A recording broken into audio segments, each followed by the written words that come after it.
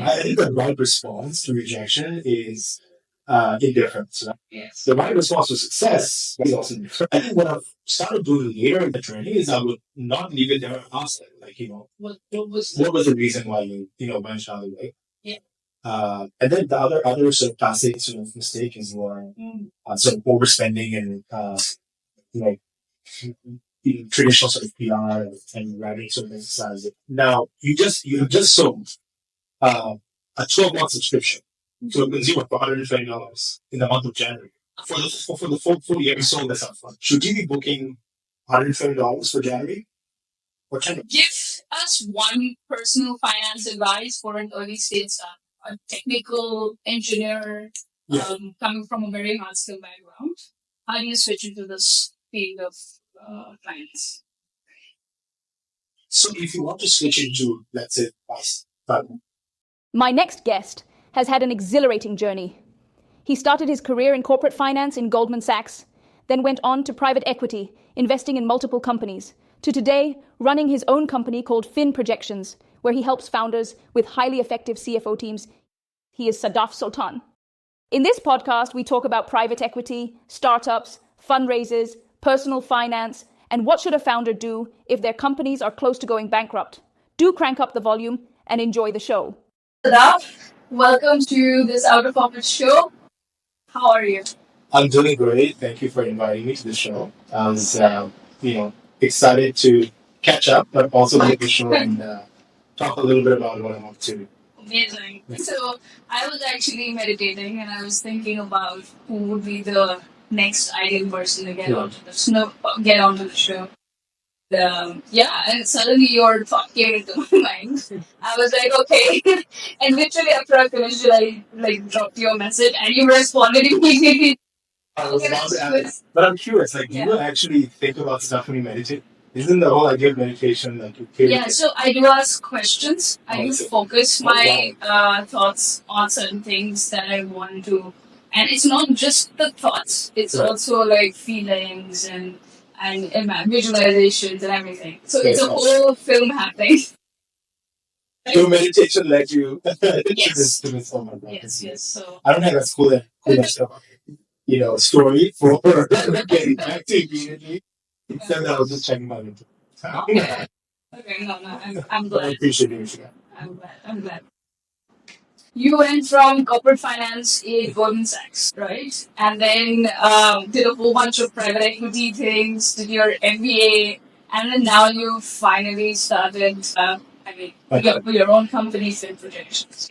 So it's been a fascinating journey, and I would love to go through how all of this happened. But maybe what we can do is we start with what is FinProjections all about, and how did you get started? Absolutely. So I started FinProjections about 3 years ago. So FinProjections is a fractional CFO platform for startups. Okay. So what we do is we help early stage founders, typically between the stages of seed to Series B, we help them with their finance challenges. So these are high growth startups. They're very focused on growing their revenue, growing their client base. But sometimes in the pursuit of that growth, some of the issues with financial reporting, with respect to financial management, those things kind of go on the wayside. And so what we're striving to bring to the ecosystem is more fiscal discipline. So how can you grow better? Not necessarily hamstringing their growth, but really enabling them to grow better. What kind of solutions can be more customized for startup founders that can help them essentially get all of the value of a full-time CFO without investing a lot of resources. So that's really what we're trying to solve in the market. So I started this 3 years ago at the cusp of COVID, and really sort of transitioned from being an investor to being an operator. Yeah, it was really a problem that I wanted to solve for a long time. And I thought that COVID was the right time to kind of jump in. How did it come to you to look at this market? Because it is an incredibly challenging market. And more on top of that, moving from an investor to operator is also a very big jump. What made you do this? So when I was working as an investor, I was actually, doing a lot of financial advisory for the founders as part of what you call value creation activities. And I really enjoyed that. I actually really enjoyed working with founders closely to build out financial models, to build out strategies. So around COVID, as many were reflecting on their careers, because I think, there was a bit more time to reflect. and people were really changing their careers. There was a huge trend around that. I was also similarly reflecting on, hey, what's next for me? And there were a few pathways open to me. I think one of which was to continue in my investment career, and the second was to really start something new. And I thought it was really the right time to pursue entrepreneurship. Something that I've always sort of contemplated.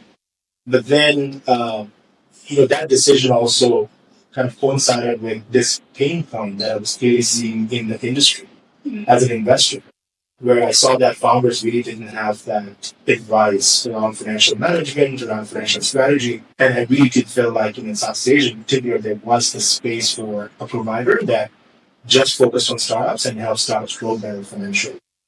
And so it was a confluence of all those factors, timing as well as the pain point really presenting itself.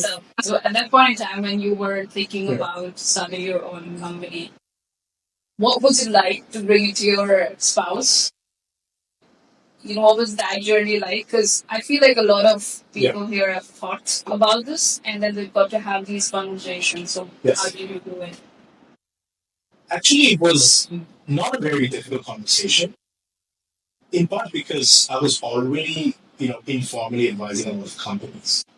And so my wife at that point also had like a fairly stable job with a hybrid startup. So so when I thought about making this leap, we kind of sat down, we did an audit of our finances as to whether or not we had enough savings, and we just planned out, essentially being able to carry our expenses without any additional income because it was probably going to be a little bit of time until I was able to generate sustainable revenue from this. So part of it was basically this practical discussion that we had, where we kind of chalked out our financial planning. But the other part was really, I think, a conversation around sort of passion and meaning, right, in my career. And she is a tremendously supportive spouse, and she clearly saw that this is something I really wanted to do and would bring meaning to my career. Once we kind of, I think, figured out the financial journey, I think that it was essentially really a conversation around, okay, if you're going to do this, how do you do this in a smart way? How do you go, in a lean manner, so that bootstrapping this startup, you don't necessarily sort of invest a lot of savings and doing this system. So yeah, she's been a great thought partner for me, but has been incredibly supportive. And funny enough, I think I also encourage her to also look at fractional consulting opportunities. And so her consulting is also in the field of finance as you, or in a different space? So she is she used to be in the marketing domain. So her consulting was primarily around essentially helping startups figure out their CRMs, building onboarding journeys, particularly for B2B SaaS companies. So she's right now back to a full-time role actually. After a bit of sabbatical. Nice. And so during her sabbatical, she really scaled up on her consulting engagements. I'm curious, what is the world of private equity? Sure. So I was working in private equity before I started FinProjections. I was doing it for close to 4 years in Singapore, and really focused in Southeast Asia. So for the listeners who are not familiar with private equity, so what private equity basically is, it's a type of investment strategy where the investor is essentially investing in private companies. And so that's all it is. You're investing in private companies. And it's different from public equity investing in the sense that, for public equity investing, you're investing in companies that are listed in the stock market. These are public companies. Now, by that definition of private equity, even venture capital is actually a type of private equity. It's just that it's kind of investing in less mature companies. And then there are types of private equity strategies that are focused on investing on more mature companies. Like beyond Series A, basically. Yes, beyond Series A, but in most cases, you're essentially taking over the entire company. Right. Okay. Right. And it's so at the very sort of mature stages, you call that strategy a buyout strategy. So you have venture capital, very nascent companies, and at the very sort of, I think, end of that spectrum in terms of maturity, you have buyouts. So there are examples of very successful buyouts in the past. Actually, Burger King is one example by 3G Capital. So massive companies that should essentially just completely taking control of internally. And private equity has basically just straddles that entire spectrum in terms of the maturity of the company in question. So the type of private equity I was in was called growth equity. So that kind of sits somewhere in the middle between early stage venture investing and then late stage investing. Okay. And generally, what we used to do was take minority positions in So companies. not a buyout? Not a buyout. So not control, but minority positions and then try to exit. Okay. So your exit would be probably another bigger PE or an IPO. Correct. Yes. Or an IPO. So at that point, because the company is profitable and cash flow generative, you could exit to a financial investor, which would be like a PE fund, Right. or you could go so that multiple options. Okay. I understand. I mean, coming from a very startup background, so in Footprint IQ, we've raised our pre-seed round, and now we will be heading towards a original seed and all of that. So this is very interesting because it helps map out the journey. And I feel a lot of founders they start entrepreneurship, specifically first-time founders. They do not necessarily think this through. They're basically like, oh yeah, I have an idea. I want to build an app. I want to build a solution. I want to build this. And they're thinking from a more builder and solution model from the financial journey point of view. So. Yeah, so I think it's really important to consider what kind of financial journey is appropriate for your company. Yeah. I think a big misalignment that you often see in the VC universe is that VC funds are backing what are really SMEs. And those SMEs really have some limitations about the velocity of scale, right? So, if you are, for example, a very capex-heavy business, asset-heavy business, or you are a services business that requires human capital to scale, those cannot scale as fast as tech-enabled businesses. And there are even sort of tech-enabled businesses which also have limitations to scale because of the market size. So I think that's really important to consider for a founder at the outset, that am I really going to grow like an SME, or is there an opportunity here to grow like a startup? Essentially means you're doubling and tripling your revenues. It's very, very hard to do. Actually, to move at that level of scale, if you do not have access to a large market, and you also do not have some sort of avenues to scale, hyperscale. And so that's something really important to consider. You are truly an SME, there are alternative capitals out there outside of VC that are more fit for you. And I think that's where a lot of founders get involved. Does private equity necessarily just look at VC backed startups, or are they also look at SMEs and private equity actually would primarily look at companies that are outside of the VC. Okay. And again, I think it's important to kind of define exactly kind of what is commonly referenced as private equity. So private equity, when people sort of talk about private equity, they think about the growth equity all the way to buyout. So essentially, they are trying to describe the investment strategy that is focused on private companies, but focused on private companies that are typically cash flow generative. So they're not just profitable, they're also generating cash flow. Now, with respect to a VC-backed startup, you often see that even to the point of Series C, D, or even later, so late stages of VC, they're still not cash flow generative, which takes them outside of the universe and focus of most private equity firms. But typically, I think when there is a lot of capital in the market, you see strategies could play. We saw that during COVID, like a lot of traditional private equity players started playing in the VC domain, and that's generally not good for the industry, because then you're seeing a little bit of blurring of specializations. Private equity investors are not traditional VC investors, so there can be a lot of misallocation. But if things are normal in the liquidity situation or capital situation in the markets, then typically they're quite sort of distinct in terms of growth. Very interesting. Now, I've been hearing this a lot, but some of the biggest companies, as you just mentioned, Burger King, and many more, are owned by a handful of private equity firms.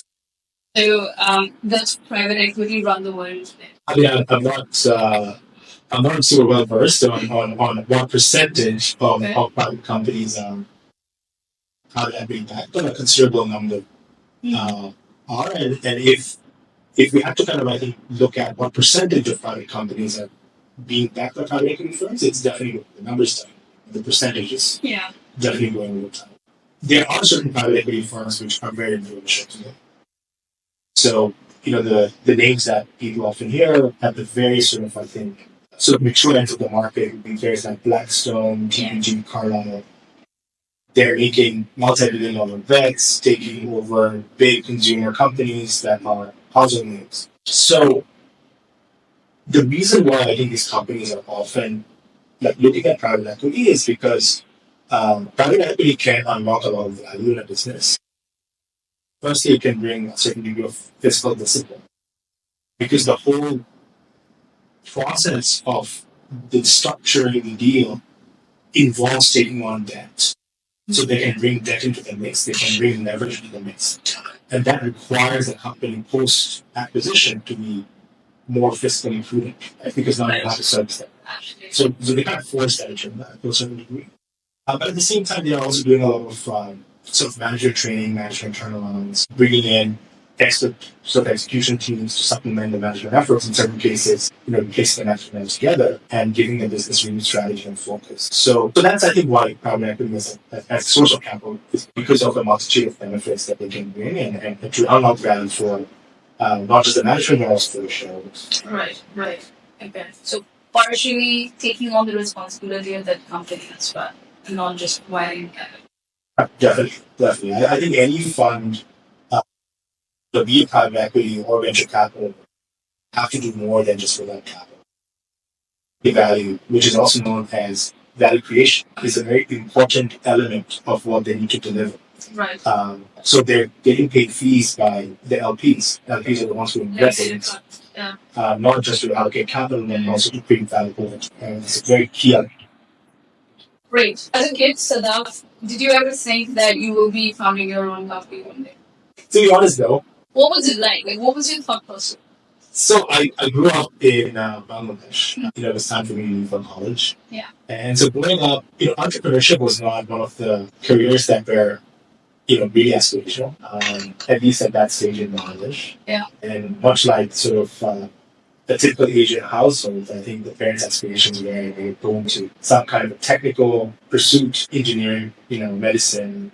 My parents, my mother in particular, wanted me to go essentially the medical route. And that whole sort of journey ended with me on taking biology. You weren't sure that. That wasn't going to happen. But in any case, I think so. Entrepreneurship was really, I would say it gradually became a bit of an itch as I went through my career. So, I started my career with banking and then with investing. And as I was investing, I got in touch or, came close to a lot of entrepreneurs. And that really inspired me. It really inspired me to see the impact that they're having ecosystem and to job creation, and I just wanted to journey on this side. Ultimately, I think it's in a capitalistic society. Entrepreneurship is probably the sharpest way which can have impact. Right. And so that always was something that stuck with me, and it was just kind of. Right. But it came much later. At that time, it was just get college. Get educated. Yeah. I think for most of us growing up in South Asia and Southeast Asia, that is the route. And most of the schooling system here or US or wherever you pick up is like preparing you for jobs and better jobs. Yes. Right? Yes. Yeah. I don't know if it's good prepares for entrepreneurship. Unfortunately, it's not. I think that now there's some private schools that sort of introduce experiential learning, which is really cool. But none of that existed, right? During our time, I think during our time it was, O levels, A levels, you gotta, get your grades and then get to college. So it was very like test taking away. And I think most Asian countries are like, but I do think it needs to change, right? Because there are so many kind of young people that are coming out through the systems and there's really not enough jobs around, right? So if there are not enough jobs around, they have to create jobs. So it's definitely more needed in the curriculum. I was talking to a friend of my father really long ago, and he was one of the few who had actually started his own company. So he's got a career ladder in his mind. So doctors are like, doctors are amazing because they almost save lives and they do a whole bunch of things. Entrepreneurs are even above doctor because they would. Wow. That's very high regard. Because they create jobs. And coming back to your point, you need to be able to do some sort of business to be able to create some wealth to share with people that buy jobs. I mean, I think in an economy, you essentially also need risk takers, right? Yes. Those who basically bring the different factors of. I think that's how we kind of learned about entrepreneurship in economy. A person who brings factors of production together, yes. And who takes risks, right? So those are the two things that stuck with me. Is that this is a coordinator of some sort, and there are people who take the risk in this sort of common structure. Right. And I mean, I think for that alone, I think entrepreneurship requires consideration and respect, right? Because that's kind of that risk taking is fundamental to productive in an economy. Yeah, wonderful conversation. That's really entrepreneurship. I'm still learning. Of course, yeah. Yeah, but it's a big deal, like surviving it and building something, right, out of it. So has that changed you in a certain way? Yes, it has, for sure. It's a very demanding experience. I think me personally, it did really challenge some of the areas that are weak points for me. I think in particular, I'm more of a big systems thinker and not so much of a bias for action person. Right? And it really flipped that for me. I think can you explain this more? So, in early stages of a venture, I think the most useful trait that you can have as a founder is just execution. Right? Yes. You just execute every single day. You don't overthink things. And you keep just doing. You just keep grinding. Yeah. You just keep grinding. Don't ask too many questions. Don't have too many doubts. Just do it.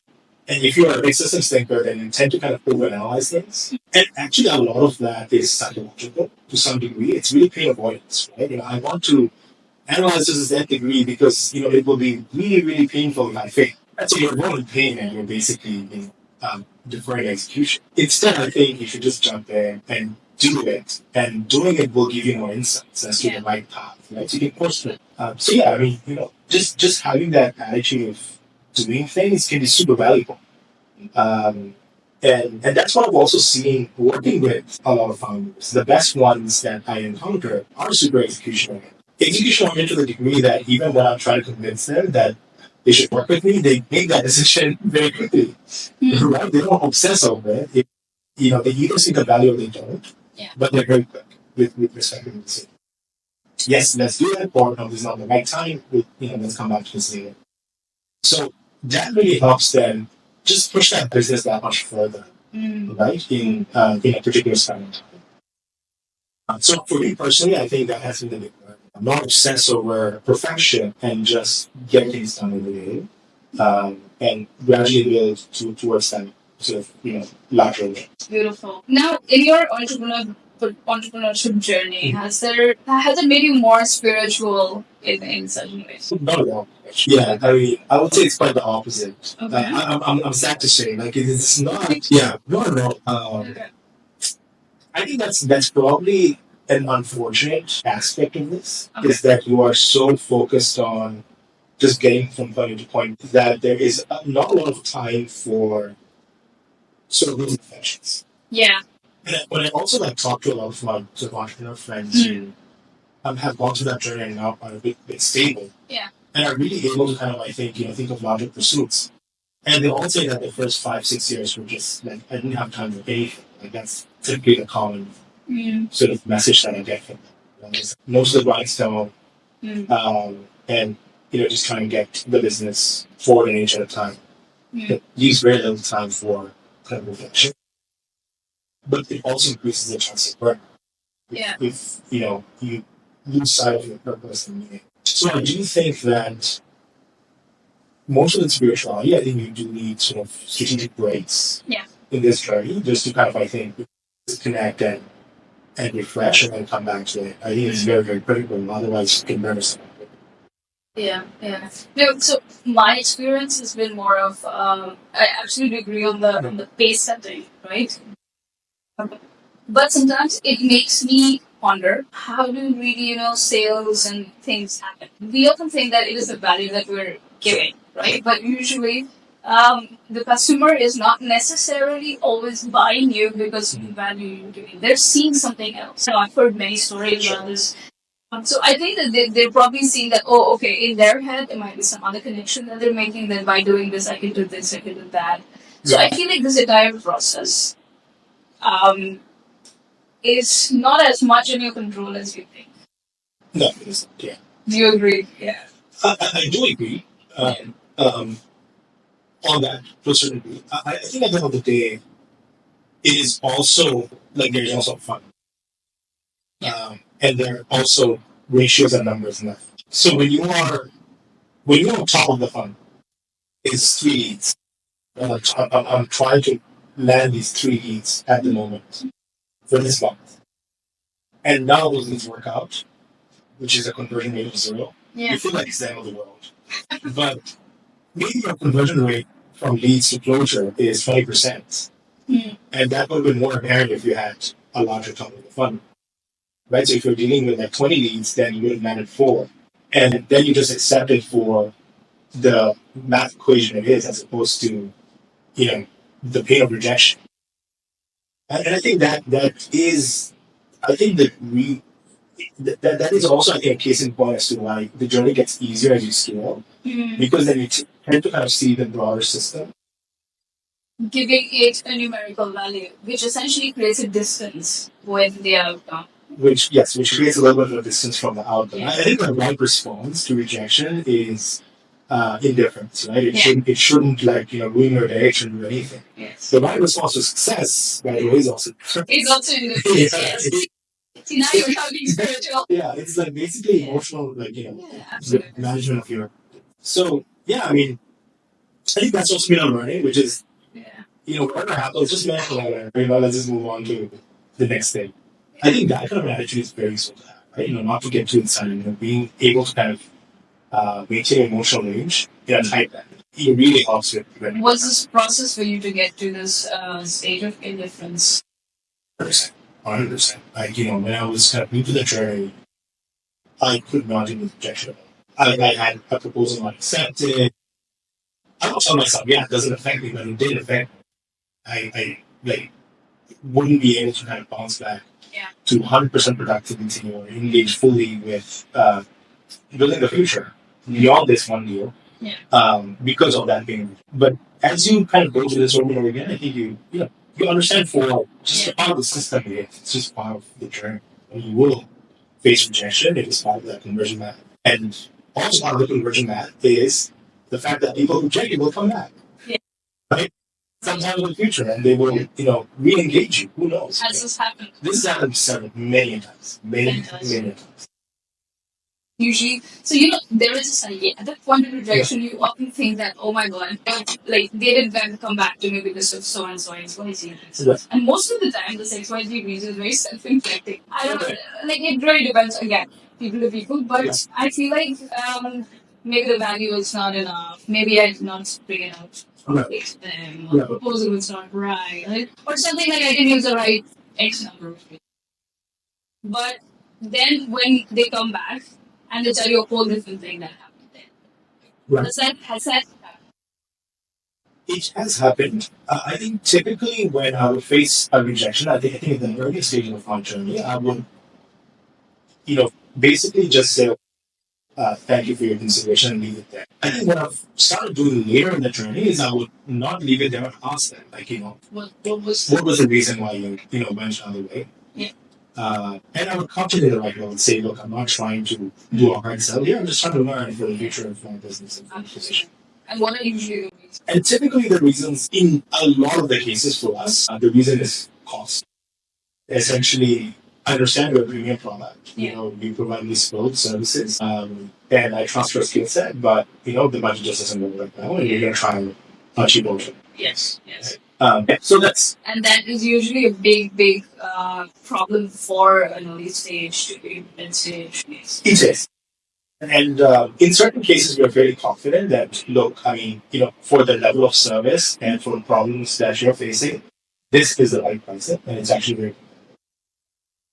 But in that frame of mind, where the client is sort of looking at very, very sort of, I think, attractive alternatives, and not being able to fully appreciate the complexity of the problem that really needs to be solved. You can't really do this. It's very different. Yeah. So just have to kind of let it sit. And then these guys later came back. Yes, so in some cases they went with another provider, they realized that it's well, this okay, so You might as well pay that premium now. so might as well explore an alternative. Right? Yeah. So in a lot of cases, founders go to that. It's just part of Yeah. so you just Okay. Okay. So we were talking about this problem that may and may not have. So what are some of the key problems that FinProjections solves for founders? Sure. So we have two specific services that we offer currently. One we call fractional CFO, which is our mainstay. And then the other one is more project-based called customized financial model. So let me start with actually customized financial model because it's easier to understand.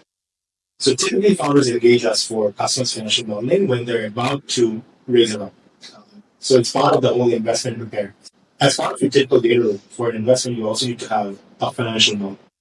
And the financial model has to be a storytelling tool that tells an investor what is the vision for the company, what are the targets that you can achieve, and then how you're going to use the funds.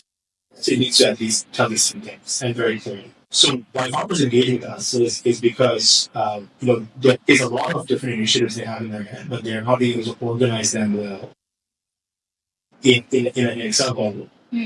That can also help the investors quickly understand what is the value of the funds. So we are useful because we can not only help them structure their funds, but we also can play the devil's advocate to that plan.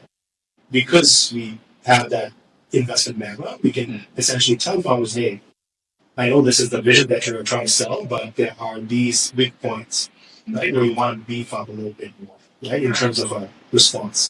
Right. Or maybe you should rethink this, entire strategy. Maybe this is not the right time to be pitching this. Maybe this is a strategy that you should pitch for Series B or Series C. So we give some of those counterpoints in advance of them actually going to investors and funding. Right. So that's the whole customer financial modeling sort of product. We call the projects financial modeling sprints. It takes anywhere between 2 to 4 weeks, and in that time frame, we build a bespoke financial model that they can confidently take to investors for fundraising. Now, post fundraising, once they raise the funds, typically founders at that point think about, okay, how do I actually improve my financial organization?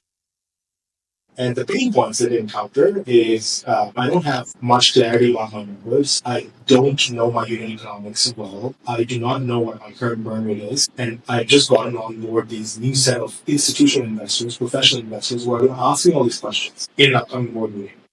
Right? So how can I get prepared for that meeting, but also at the same time fix the system so that I can not just ask these questions at one time, but also going forward. Right? And that typically requires to get very deep into their accounting systems, into their SOPs, into their bookkeeping policies, and try to clean things up. Try to sort of do a mini audit on this, right, of all the gaps. And then once you identify the gaps, you create new SOPs that plugs those gaps, and then you train their finance staff on executing those new SOPs on an ongoing basis. So once you have ensured that the data is accurate, we produce on time, then you can build on top of that infrastructure with reports that can go to the management but also to the investor. And that's where you can start to become more strategic. So all of that effort I kind of encapsulated in our fractional CFO proposition. Right, where we help clean up the existing financial infrastructure, and then we layer on top of that infrastructure strategic reporting focused towards management, but also. One big question here. So, this is very clear. After you fundraise, you founders, so it's basically really just opening up everything to you and FinProjections. So are founders easily open to doing that, or have you seen some sort of pretty checks that founders go through, or humps rather that founders go through before they can do this? Or some of the founders that you've seen are like purely this needs to be done and we're gonna do it. What's the experience? I think we're different levels of intent. So sometimes there is awareness of the problem and intent, but no ability to execute. So in essence, they don't have the funds to really sort of commit to this project. If you think about finance, it's really not like a top priority like for startup. Like it shouldn't, because it is not revenue generating. It is a back office function. Right? So you go through a whole list of by expenditures, and then finance kind of comes at the bottom. But even when it comes to the bottom, it's very crucial for you to be able to manage the business well, but also fundraise in the future. So the way we try to convince founders is that, look, this is an investment into your future. It is going to also help you grow better. And there are some founders who resonate with that message and are ready to invest, and there are others who are. It really depends on kind of their state of mind at that time and their ability to kind of, I think, just allocate both resources and also mind share. I mean, the way I'm saying it's important because it's a little bit like therapy. Yeah. For you to be able to, so like therapy is your internal work that you're doing, right? And in a way, the finance in a business, which is the core of the business, right? Is it the most internal thing that you're doing? This can easily go wrong, both in the case of a person as well as a business. But it is always deep, right? Yes. Yes. So you see the right. Yeah, that's fair. Right? And yeah, now that you say it, and from my experience as well, I see the parallelism about, if I could, let's say, talk to Sadaf maybe every 2 weeks and be ready to just, like, maybe for a monthly fee. Sure. I'm like, look, here are the accounts. Here are what we are projecting to do. Right. And it's where we're struggling. Then the advice that I can get at that point in time can probably help me course correct before it's late. Right. Yeah, I mean, absolutely. I think it's a very good parallel to draw, right? With therapy. Actually, a lot of the stuff that we do is fractional CFO, beyond the execution level work of building new systems, building reports, is really coaching or mentorship, right? So that's primarily my role within these CFO teams, right? That is to be a thought partner to the CEO, but also to be a coach and a mentor on all things financial. And gradually, I think once we have kind of cleaned up the reports, the CEOs are really reaching out to us with very specific strategic issues, like should I make this investment? Is this the right idea for me? Yeah. Or what kind of strategies can I kind of deploy to optimize this specific part of my business? And much like therapy, I think the benefit of that sort of coaching is focus, right? A lot more focus and invest in energy in the areas that need to grow. But oftentimes when you're mired in, again, like a long list of to-dos, and you're just trying to get from one day to another, and you don't have sort of that mind space to really kind of zoom out and say, okay. So, but it can happen at different stages of and in some cases, they're just not really, they're just like, make it. And that's so much. Yes. No, I think very valid points. I see the value clearly. Awesome. So just going through some more questions. Okay. So what are some of the poor decisions that you see founders or founding teams make at different stages? Maybe you can give some examples. Poor decision. Financial. Poor decisions. Poor decision. Okay. So I mean, I would say it really varies on that bunch of stages. From a financial perspective, poor decisions primarily manifest in two ways. Poor decisions to spend and poor decisions to earn. So that's a very simple.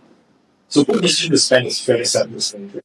You are you don't have enough funds to engage that vendor, or you are engaging the most expensive vendor. There are cheaper ones that you could have looked at, could have brought more value out of them. What would this vendor look like? Give me an example for context. Sure, yeah. Type of Sure. So let's say at the early stages of a startup, you are looking for like a developer agency. Okay.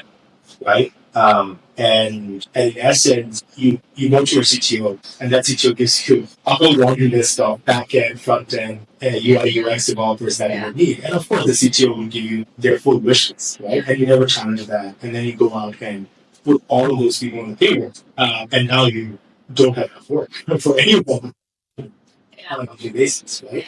But in reality, you could have staggered that higher by challenging essentially that whole list by saying, okay, is that aligned with the hard roadmap? So that's one example of overcommitting on a spend that was not necessary. So in that case, the tech agency is the vendor, and they right off the bat are charging a big number, and all of those resources are underutilized. Yeah, and this is an early stage mistake. This is an early stage mistake. Okay. So in that context, how could you have it near right? What piece of that work or that MVP creation could have been either done by AI to a certain degree, or could you have engaged like an agency that just does MVP creation, right? And not committed full time resources into this. This is actually happening. Yeah, yeah, absolutely. No, like, yeah. This is actually happening in your like, but I've seen this happen. Yeah. So you overcommit resources. And then the other sort of classic sort of mistake is your sort of overspending and you know the traditional sort of PR and branding sort of exercises. Okay. And what does overspending look like in this case? Overspending is I mean in terms of the stage of the startup. In terms of like, okay, so we're talking about early stage startups at this moment. Sure. So what would overspending in the PR or branding space? Yeah, so I mean, I think some examples I can give you is essentially like you are a B2B SaaS business that is focused on SaaS. Yep. And there's this PR agency that basically says, okay, if you pay me $25,000, I can get you like this across XYZ platforms. And maybe they're able to achieve some of that, but that doesn't lead directly to kind of sales. It's just brand awareness. Yeah, it's just brand awareness. But you're not a B2C play, right? I mean, why do you need that level of brand awareness? At that stage, it's really a little door knocking, right? Strategies that should sort of take precedence before this. Yeah. Early stage, roughly, an early stage would be companies with raised 50 to 50K kind of money, right? Or if they've raised or if they're on or of that sort. So so even at that stage, is 25K in PR branding. This is crazy. I mean, if you're bootstrapping, yeah, you do 100K, you can spend 25K on PR branding without spending on product. Yeah. That's very expensive. What would be a good budget actually for founders in that stage to spend on PR and branding? Bootstrap stage, zero. PR and branding is useful around key events. Yeah. Right? So let's say you raise like a seed stage, a consumer seed stage, and you want to blast that. Yeah. Uh, through various channels. You want to get visibility in the US also. Because what happens is around these kind of news announcements, there are a lot of new users that come onto your platform. So that sort of fundraising news is a hook for the getting users. So that PR has a direct power. Whereas in regular course of business, if you're just sharing about your product, it's not as effective because it's not as much revenue and it's potential. So there are right times for these investments.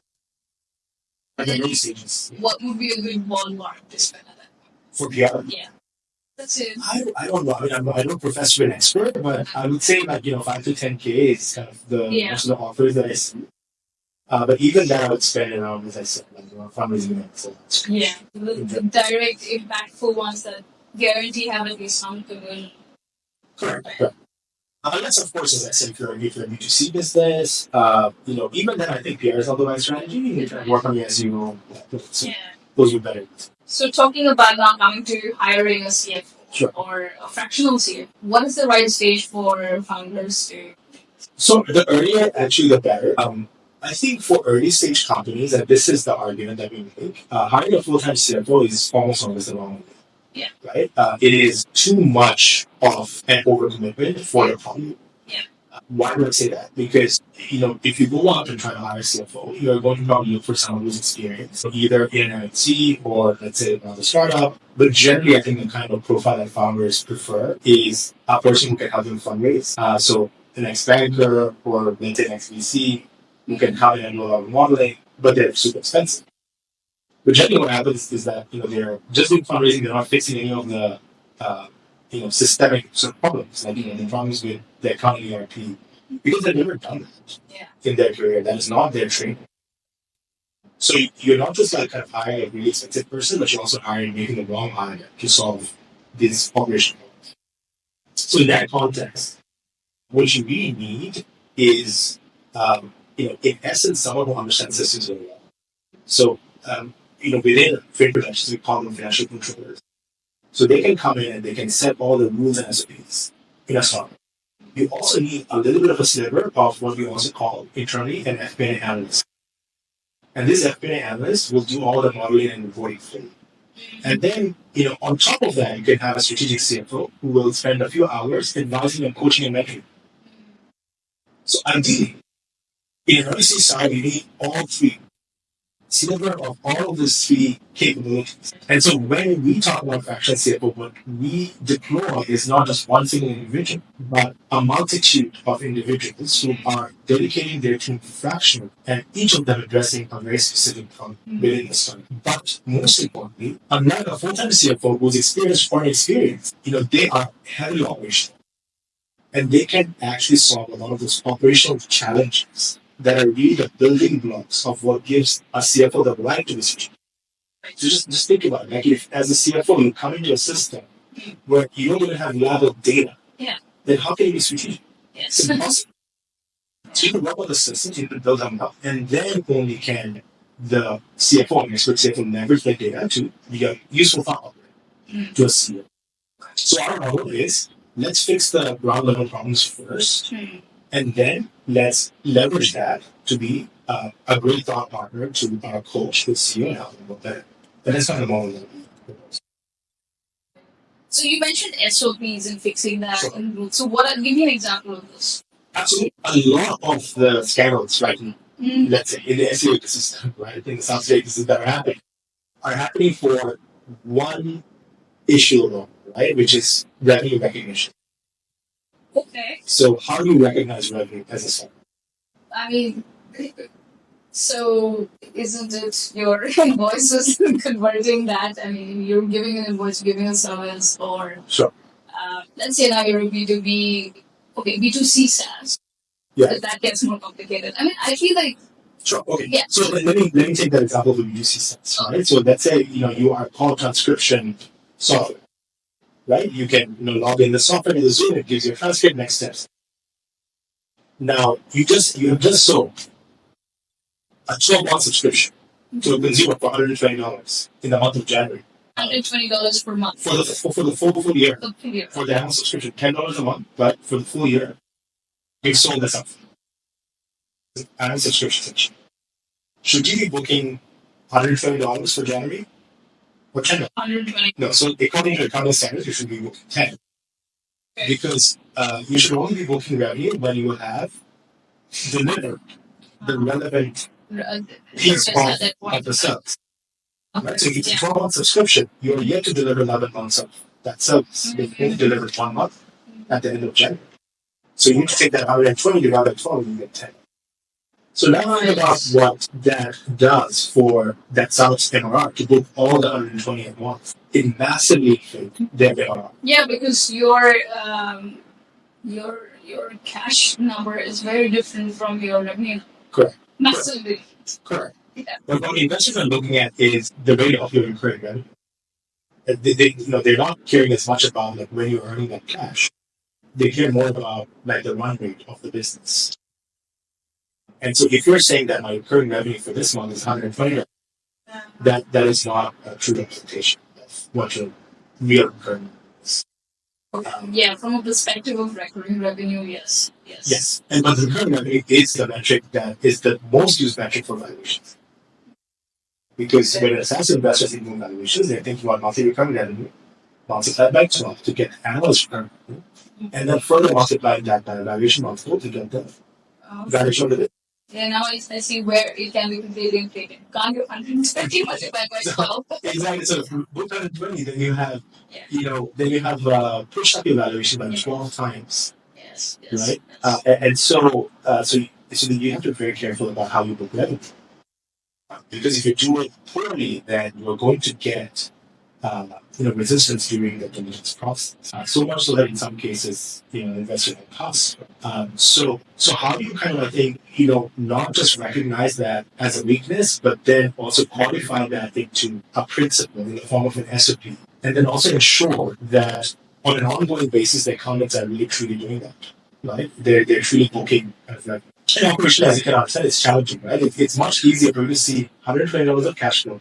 Yeah. Just pass it as revenue. But now you have to take the $120 and then track it over time and gradually allocate your revenue over 12 months. So it's not just suddenly become a lot more operational challenge. And your software is not necessarily going to do that well. Yes, and so a lot of the sort of very light accounting ERPs that startups are using don't do that. So you need to either use add-ons or you need to use some sort of automations so that you can gain that level of accuracy without being inefficient, right? Without like basically filling up all your time because there are other things that you have to do. So I think that's where we come, right? So we not just kind of set the SOPs, but we understand that if you're principled about some of these things, then it leads to more work. So we cannot just suggest SOPs without not giving them tools to deal with them. So we do that. So we suggest okay, you now have a revenue recognition problem.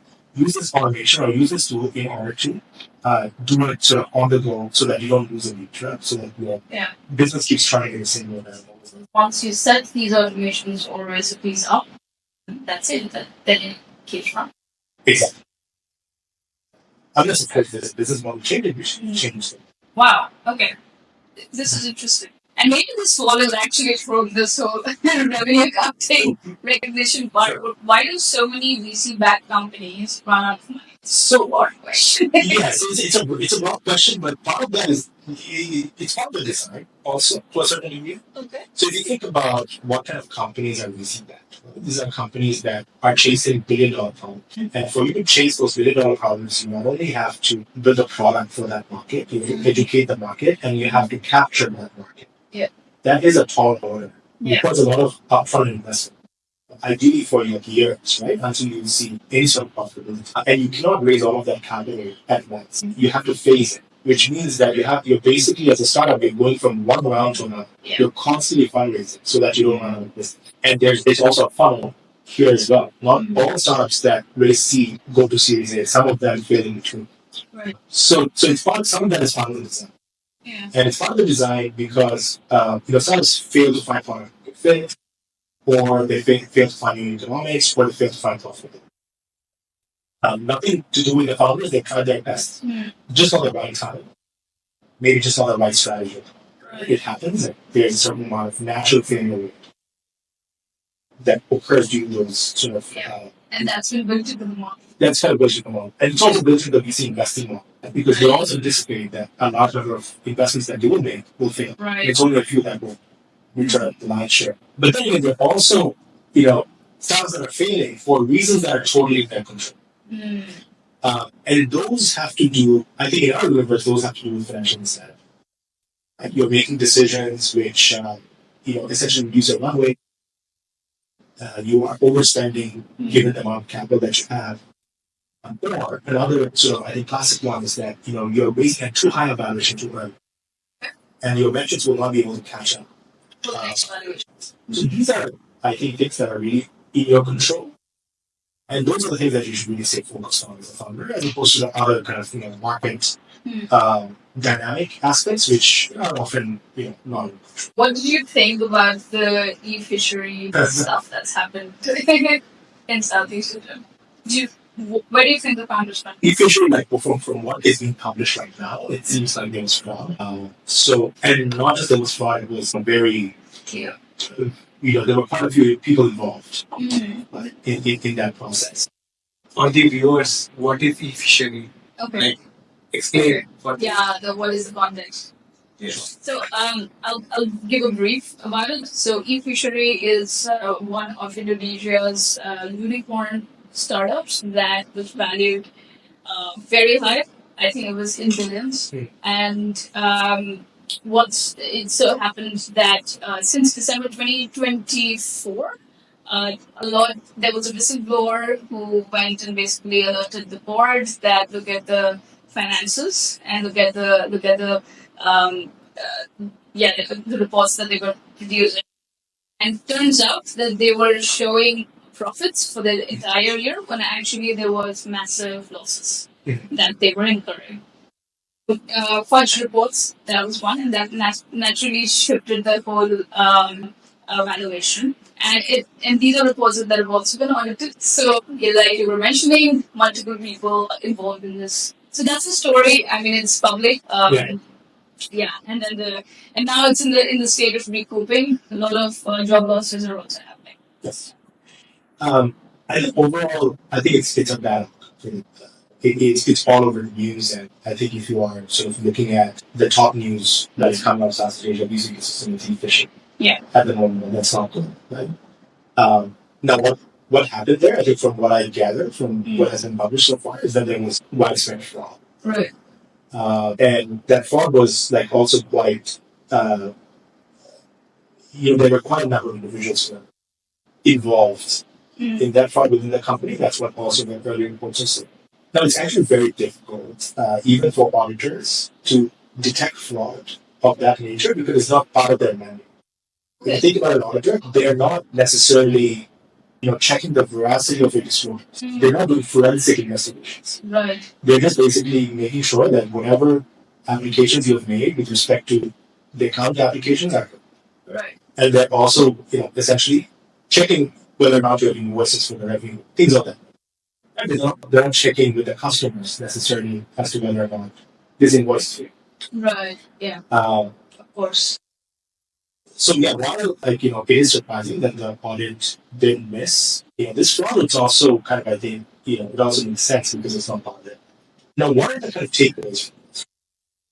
I think the takeaway is that governance needs to be strengthened in the Southeast Asian VC. Much of this ecosystem is exposed and will continue to be exposed towards emerging markets, Indonesia, Vietnam, and others. And while that's definitely a driver for the ecosystem because of the underlying growth rates of this economy, you also have to come to terms with the fact that there are some real governance issues in these markets, and you need to be proactive in managing.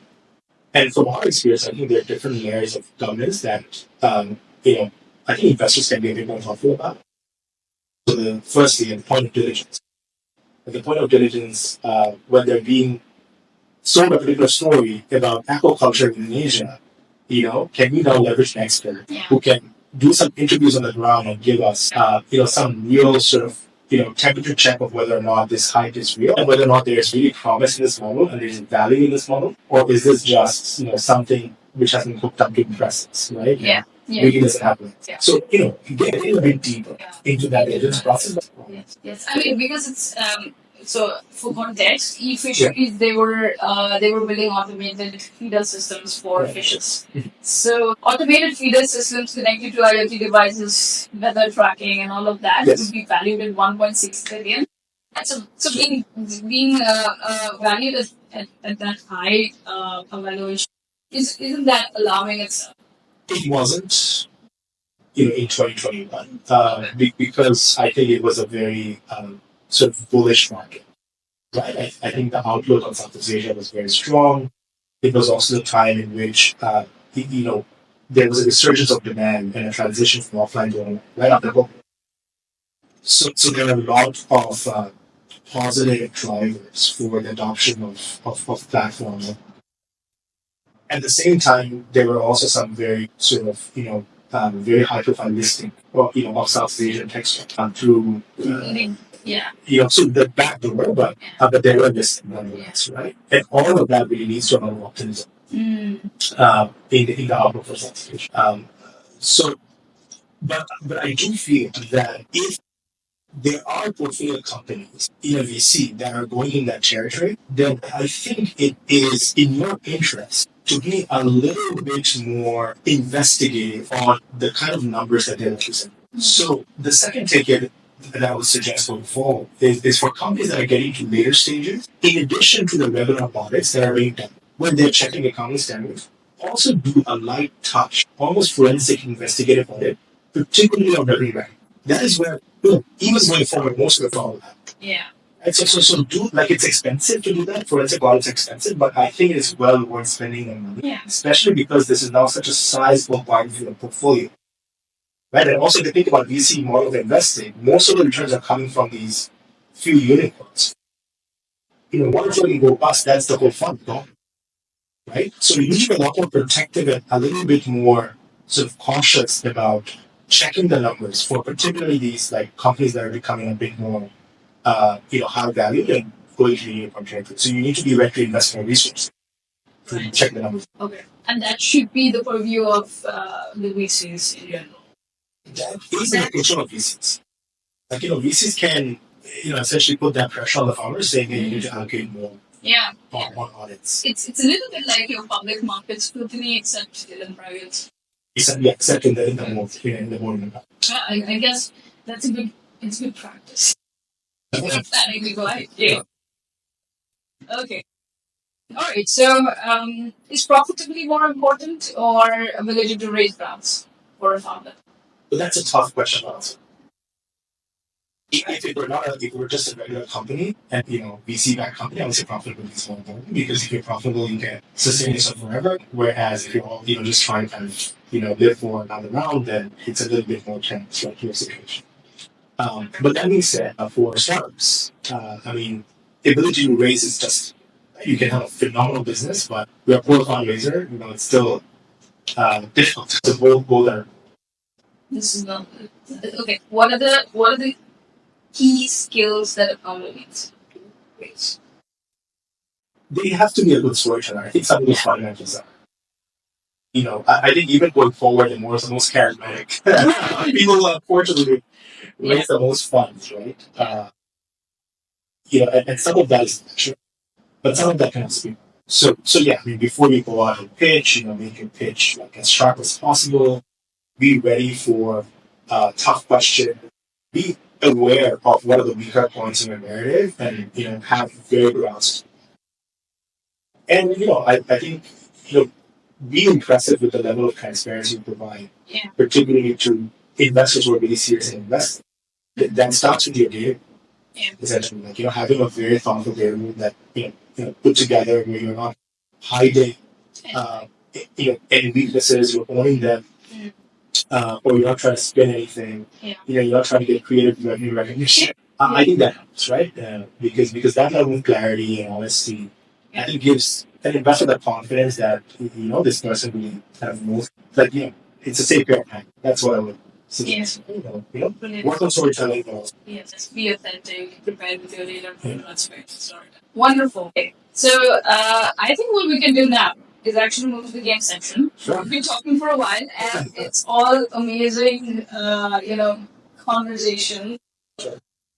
So the game is very, very simple, and it's just today is actually the first day that we're trying this out. I have a bunch of Oh wow! You're really prepared for this. Thank you. like 6 questions. Sure. So I have been advised that you should put some sort of a rule in this game. So my thought here is maybe what you can do is when you answer these questions, we keep it very crisp, quick, and fast. Oh, So you wow. don't have much time to think. I see. Well, let's go with the flow. Yeah. Okay. So here, you pick a chip, I read out the question, Sure. and then you answer. All right. Okay. Cool. Yeah. Ready?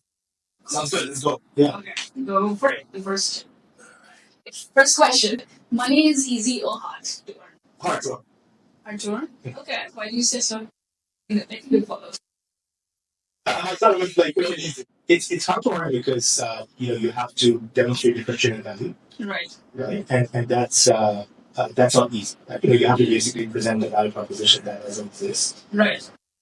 and that's a combination of sort of experience and execution capability.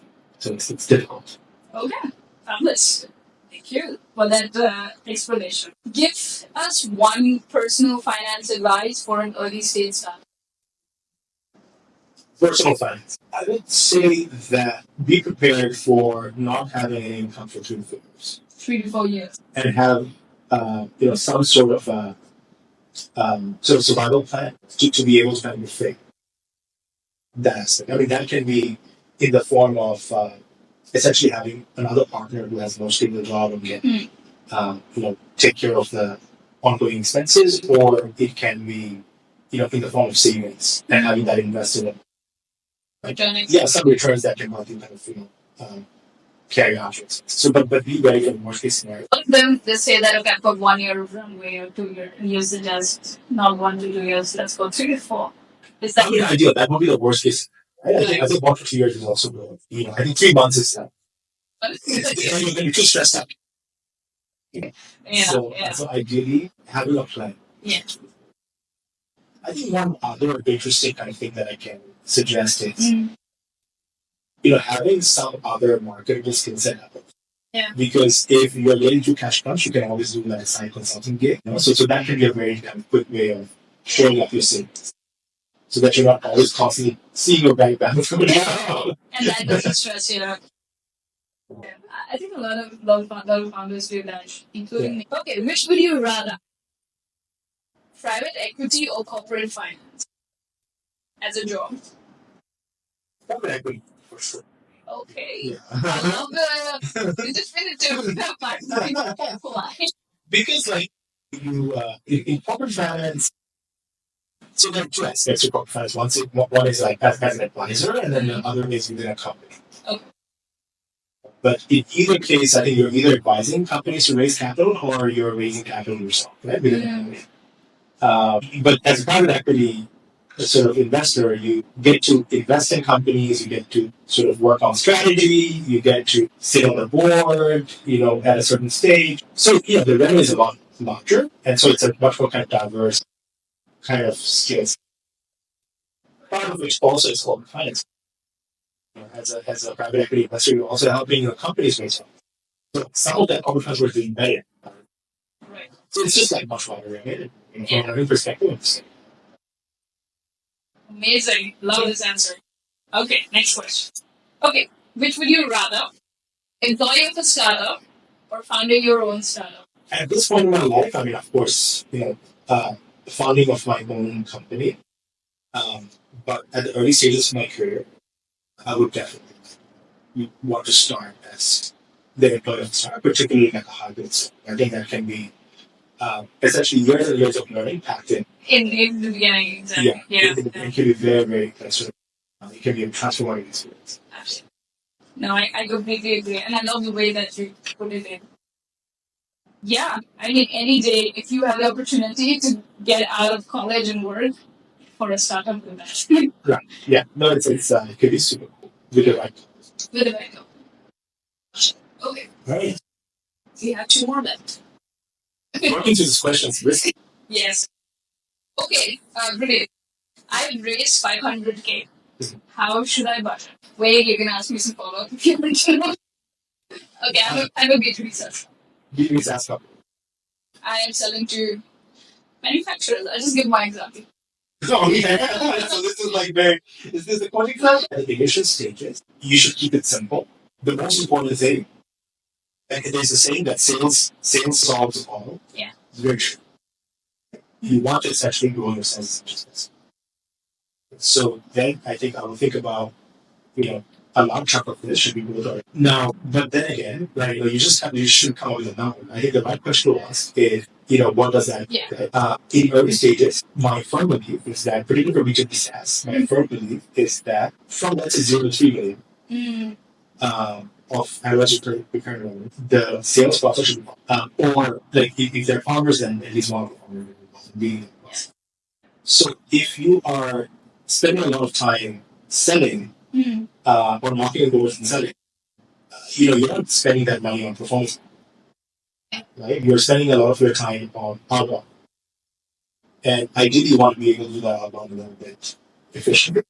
And so you're investing a lot in automation, in some of that software. But all of that added together probably wouldn't be more than $500 to spend. So you're more spending your time on sales than money. You could also maybe kind of allocate some amount of budget for travel so that you can go to conference and set up. So I'm kind of figuring out like what are the key drivers of sales that I need to kind of plan for and what would it cost me. And if you work that out for a B2B SaaS company, it's actually primarily going to be essentially travel and events, right? More so than actual operation. Yeah. So you cannot like force them to spend more than let's say 50K on sale at that stage. So then, what do you spend the rest of the 450K? So if you are bringing a lot of business, then you spend that on time, right? On talent to service. And so that 450K, I think, maybe enables you to kind of hire the top of the available talent. They help you to train talent that have high promise, high potential, but also good capability. So, you know, long answer short, I think for a B2B SaaS company, most of that should work. Mm. And not a salary. So what would like your monthly burn rate be? Yeah, I think like at that stage, I think you want like 12 months of money. At the least. And then, so I would say like 4K Mm. should be around. And maybe like with travel, it's automation software is 5K or 4K in sales, and you get a little bit of side. Yeah, it's about 30K range. Yeah, all the time to help sales. Great. Thank you. And for all the people who are raising 500K, this is your template. I mean, don't use this as a hard cost. Try it out. Try it. Yeah, but I mean, we usually spend most of your own time. I think that's the Yeah. or Or talk to Sadaf. One on one. All right, last question, and I know what this question is. So. Okay, all right. It is a very crazy question. So let's say, I'm a founder, and I'm going bankrupt in 2 months. So if you have a certain level of OpEx that you cannot get rid of right away, then you go run your business. You cannot fund this.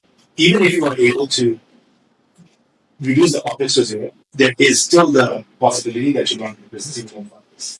So the only path forward is for your business. Or sales, right? But if you had sales, then you would be Yeah. So I would say you need to find some capital, whatever is necessary, capital play or whatever it takes, just get that. I think that should. And I think there are if you are facing that kind of a role, right? You need to kind of think about the path of least resistance that gets that. The path of least resistance is typically those who have already invested. So go to an existing investor and tell them if I don't raise funds, this whole investment goes to zero. So are you gonna give me a break, right? And sometimes they're willing to do that and they can move on this quickly because they already know you and they can also get the others. They can move things faster. So that would be the first thing, and then I think if that doesn't work, try to kind of I think maybe tap into angel networks because they can also move faster. Yeah. So I would really sort of try to figure out path of least resistance by options A, B, and C, and then go down that order and try to get those funds in. I think very well put. What is your advice for students and or people in switching in? Sure. If someone is in university, then I would say that if they want to move into let's say investment banking or public finance, they need to kind of I think have an interest in finance, and so reading the news, trying to understand how monetary policy works. I think those kind of things can really help, particularly in the interviewer that you have a latent interest in this. Is that what you did? I did a bit of that, right? In my preparation for my process. But they also tend to ask you some technical questions, such as what are some popular valuation methodologies, or if you construct a DCF, run me through how you. It's good to kind of take some classes around that. But that's not like if the college doesn't offer this class, not in the world. Yeah. There are a lot of videos out there today that you can kind of just watch and learn. But also just also train, not just watch them, but also train how to kind of actually very succinctly and clearly talk about religion and technical concepts. I think that really helps. It doesn't matter. Now, investment roles, like more buy side, private equity, hedge funds, I think therein what's really useful is to essentially have a method of thinking about what is a good investment and what's bad investment, right? Or having some sort of a rubric or methodology to identify good opportunity. And so for hedge funds in particular, I think oftentimes what the interview process will require is for you to kind of write a memo on a stock that you'll pitch to the fund manager. Yes. So there, I think you have to go a bit deeper and really investigate individual stocks. And ideally, you should also do a little bit of investing. If not with your own capital, in a mock portfolio, right? And there are a lot of mock portfolio softwares where they give you like $1,000 and you invest in your portfolio just like it's a mock portfolio that tracks it. Even doing that is better doing that. So that will teach you kind of a lot about fundamental analysis, which are the things that can be useful in making that stock pitch and a stock picking process.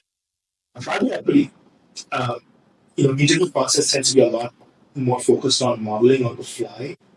Essentially, what you'll be asked to do is they'll sit you down and they'll basically give you a case study, and you have to build like a leverage buyout model in 3x. Unfortunately, private equity is not an industry that wants to teach you a lot of those like sort of technical skill sets. They kind of expect you to come with those skill sets, and so that's why a lot of the interview classes focused on those kind of. So, I mean, my advice to students would be like, depending on the area of interest, research what the interview process entails and figure it out. So following up, if let's say you are a technical engineer coming from a very hard skill background, how do you switch into this field of finance? So if you want to switch into, let's say, I think oftentimes you have to. I think the most organic way in which you can make that transition is to come as an operating partner. And so, what is an operating partner? An operating partner is someone who has a lot of domain experience and business whom the fund can deploy into companies that are of that industry. So, if you're an aeronautics engineer who has, who has tremendous amount of experience in designing production processes, and essentially the fund invests in at aeronautics, like I don't know, the truck and peripheral kind of business. Right? So they're making the like parts of wings and whatnot, right? And in the electronics. And you have that domain knowledge, right? They're not going to bring you in as an investor, but they're going to bring you in as a person who they can deploy to fix things, being a portfolio company. So almost like a value creation. So that's a good way to kind of make the transition onto the buy side, and then gradually, as you get to know the partners, you can morph it to a full time sort of investor. So stick to the domain that you're in. And with this, we're actually coming to the end of our episode today. Thank you so much for joining. I think a lot of the conversations were so well put, answers were so well put. But do you have any last nuggets to give to our viewers? No, I mean I don't have. I think we have covered a lot. So yeah, I don't have any last nuggets to share. Also, being so thoughtful, with the questions as well. I really enjoyed talking about my business, but also about a lot of other things as well. So I really appreciate that. Great, great. Well, all the best then, Sadaf, and we'll see you in the next episode. Yeah. Thank you. Thank you.